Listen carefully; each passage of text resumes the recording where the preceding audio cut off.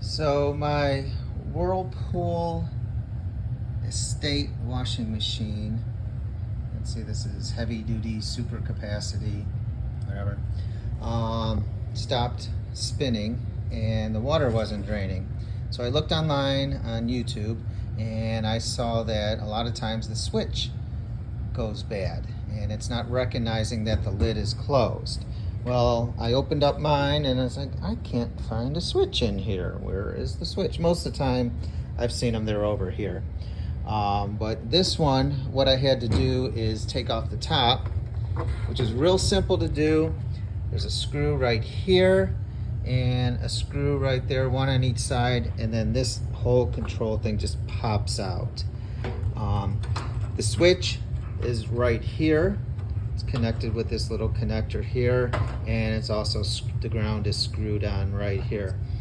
You need to open up the lid in order to take this out, but it just pops right out once you open up the lid. I bought a new switch on Amazon. It cost me like 11 bucks. Couldn't be any simpler. So you just pop that back in. Of course, you got to open up the lid first and try to do this with one hand. There we go. That just pops right in there. It's very difficult with one hand. There we go. Lid is open, and this just rests in here like that. Can't be any simpler.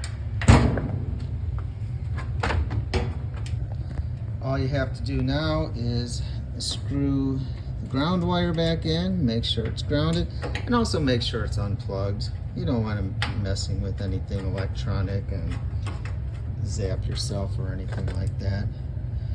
But I'll just screw this back in.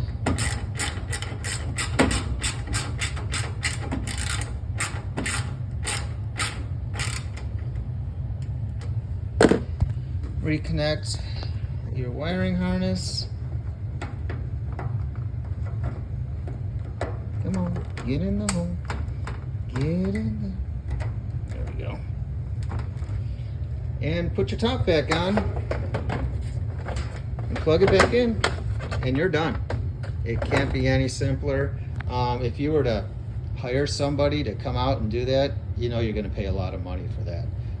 But it costs 11 bucks with free shipping I had with Amazon Prime. So, and I got it next day. Easy peasy. Hope I save you a little bit of money. Thanks. Bye.